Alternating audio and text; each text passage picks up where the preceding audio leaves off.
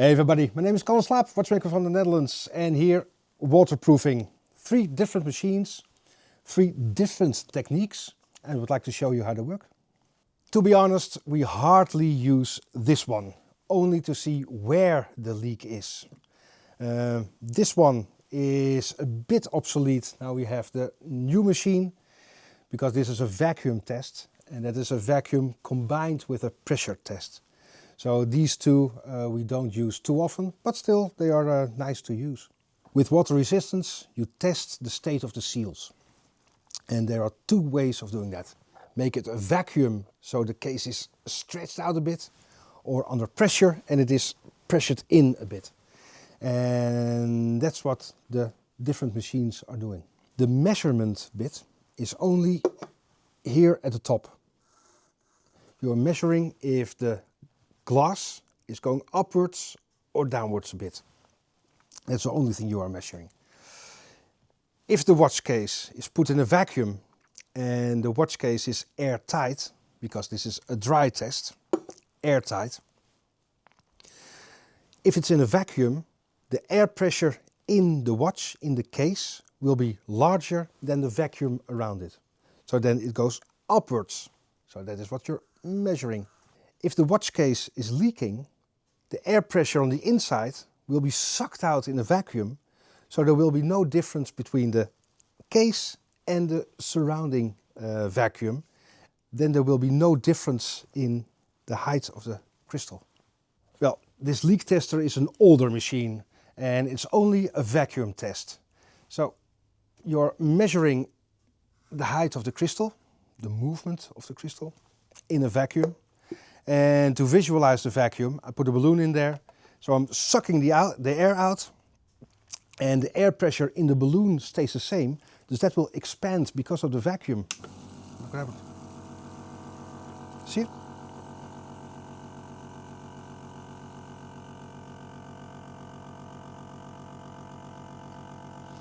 And that is what you're measuring. The watch case will expand slightly, and that's mostly through the crystal. And then it's a vacuum. I cannot pull this off. And then air is let in. And now the pressures are everywhere the same. So that is the vacuum test. Well, this machine is in production for a very long time. To be honest, we hardly use it, just for specific types. It is just a pressure test. But with one very important difference, that due to the liquid, the water, demineralized water, it is visible where the leak is. So this is just a pressure chamber. You leave the watch above water level and then apply the pressure.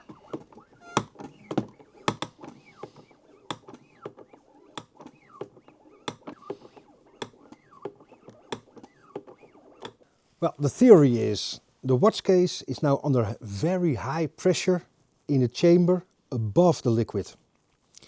You leave it here for a minute or 2.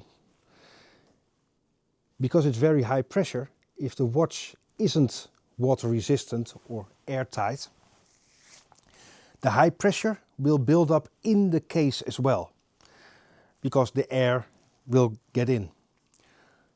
What you do is you lower the watch case under liquid and then release the pressure. And then if it's leaking, the air pressure in the watch case will be so high that the air will get out of the case. And that is the bonus of this machine. Because of the liquid, you can see where the air is leaking out. From the crown, from the case back, from the crystal, pushers. So this is, if a watch is leaking, you want to know where it is leaking. Same machine, different construction. We call this the wanker here in the workshop because it is a bit of... I think you know what I mean. Even if it's a slightly older machine, we'll still use it all day, every day. It's a vacuum and a pressure test combined, dry. So there's a compressor underneath, and here is the sensor for the expansion of the watch case. So there, sensor on, you close it, then first a vacuum test. All the air is sucked out, and that is critical, especially for the crystal seal, moving upwards. After that, there is a pressure test. We do it 5 bar to 8 bar. And then it is compressing the watch. So an excellent test for water resistance.